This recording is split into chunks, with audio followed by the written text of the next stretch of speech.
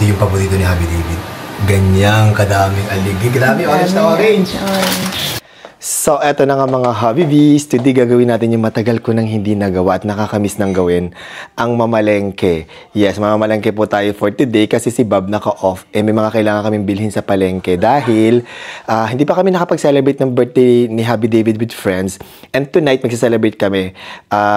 Plan ko is magluto na lang ako ng konting putahe lang kasi bumili rin ako ng mga parang 4 na putahe. Tapos dadagdagan ko lang at may mga ingredients ako na kailangan bilhin today sa palengke. Kaya, isasama ko si Ate Rose sa akin. Ate Rose, talaga na, punta tayong palengke. Yes, aalis kami. Pumunta kami palengke para dun sa mga konting ingredients na lulutuin ko for crabs, mamaya. You're so cute. Thank you for preparing for my birthday kiss now. Yes, halika na. Mamalengke muna kami. Okay. So matagal na akong hindi nakakapamalengke kasi sobrang busy. Madalas lagi akong pagod, kaya hindi ako makagising ng maaga sa umaga. Kaya, sila Ate Rose tsaka si Tia Julie na mamalengke, pinapasamahan ko na lang kay Bob. Pero ngayon, dahil wala si Bob, mamalengke tayo Ate Rose kasi kailangan natin ang mga ingredients para sa paghanda kay Happy David mamaya. So, dito na tayo sa palengke. Namiss ko talagang mamalengke dito. Sobrang tagal na. Mga ilang buwan na tayo. Bibili na natin konti lang, mga konting ingredients lang para sa crabs. Let's go Ate Rose. And we're back na dito sa bahay. Sobrang bilis lang namin ni Ate Rose kasi konti lang yung ingredients na binili ko kasi 2 putahe lang naman yung lulutuin ko. Tapos, nakalimutan ko palang mag-bake ng cake. May mga request nga pala yung friends ko na mag-bake daw ako ng chocolate cake. Nakalimutan ko mag-bake kagabi. Dahil dyan, Tia Julie, bibake tayo ng cake ngayon. Mabilisan. So, ito nakagawa na tayo ng pangalawa na to actually. Kasi 2 chocolate cake yung aking gagawin dahil medyo marami-rami yung bisita namin mamaya. Plus, yung mga friends ko gusto mag-uwi nito. Kaya 2 gagawin natin. Nakasalang na yung isa sa oven. And then, nakagawa na ng isang chocolate ganache.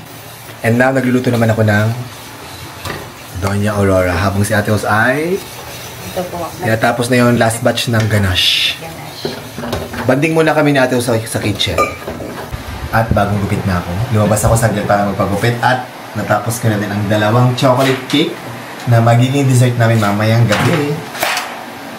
And tapos na ako gumawa ng Doña Aurora. Kasi yung mga friends ko gusto rin yan sa akin. And nagagawa naman ako ng lumpiang Shanghai. Naisip ko lang gumawa ng lumpiang Shanghai just in case lang na pwedeng pulutan, pa magiinom, ganun, di ba?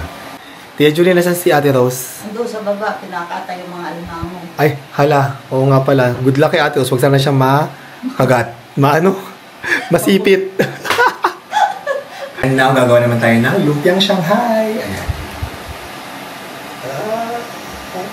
Sir, ito po, nalinis ko na yung alimango. Nalinis na ni Ate Rose at kinatay mo na. Opo. Hala, tingnan mo yan. Oh, ang aligi. Grabe. Mataba, sir. Perfect. Ang lalaki. Ayan, lulutuin ko na tama-tama. Magluluto na tayo ng alimango.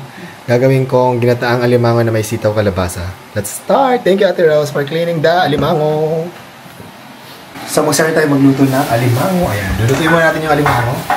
Grabe ang aligi. Sobrang kulay orange. Meron kami bagong lutuan. Ayan. Ihalin na natin isa-isa.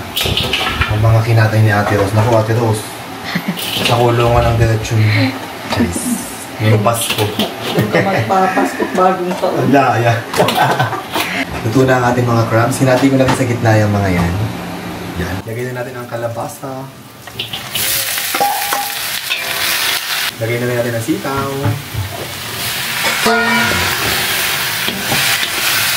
Lagyan natin ng gata. Fresh gata.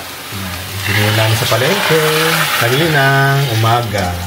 Yan, ito yung mga binili namin kanina kasi nga kulang ang ingredients namin para sa ginataang sitaw kalabasa ng alimango.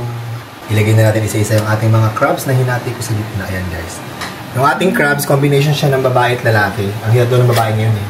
Sarap. Diba? Ito yung paborito ni Happy David. Ganyang kadaming aligi. Grabe, orange na orange. Grabe. Eto, naluto na ang ating ginataang sitaw kalabasa na may alimango. Nakikita mo yan, yung kulay orange na yan. Grabe. Sabi David, itong kukunin lang. Sure ako. At ikaw, Lindy, anong ginagawa mo dyan? Gano'n po ng pumelo, sir. Nagbabalat ng pomelo. Ayan. At yan ay galing sa RA. Tatak Davao. RA pomelo. Napakatamis. Ano, Lindy? Tinikman ko po, sir, ang tamis. Oo nga, inubos mo na. Charis. Muntik na. Muntik na. Ano po? Diba, ayan o. Napakain natin mamaya sa mga bisita yan. Mim, andyan yung lechon! Ayan, from... Si Peter. Peter, ayan. Is from Tito Elves. Ang Tito Elves nagpadala ng birthday gift at ang aking paborito. Suki actually tayo sa kanila. Yes. Tito Elves lechon is always our lechon of choice sa lahat ng mga okasyon natin dito sa bahay. So I would like to shout out Tita Josefina Castillo and family. Happy birthday, Mami Judith Mercurio. Yes, ayan. Thank you, Tito Elves. Peter, thank you Salamat. And nakaligo na ako at nandito na mga bisita. Ayan, kasama ko si Doc Jing. Nire-ready namin ang aming kitchen island. Ito yung handa namin, guys. So, of course, meron kaming lechon, meron kaming chicken teriyaki, beef salpicao, prawn thermidor, baked lasagna, ginataang alimango, ginataang bahay kubo, galing kay Doc Jinky. Special request ko yan. Yan, at may embutido rin tayo at Doña Aurora. Ready na ang food natin. Ayan, guys. Ready na namin ni Doc Jinky na atos at nilindi. Tawagan natin ng mga guests. Guys, kakain na tayo. Let's eat. Come on, let's eat, let's eat, let's eat. At ito, Julie, makipagsiksikan na kayo doon.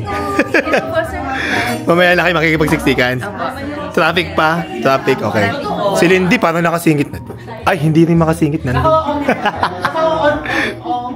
Oh, kumain na kayo. Maluwag na. Wala ng traffic. Laps na tamo si Lindy. O, pa. Kumain na. Kain na po, sir. Kumain na.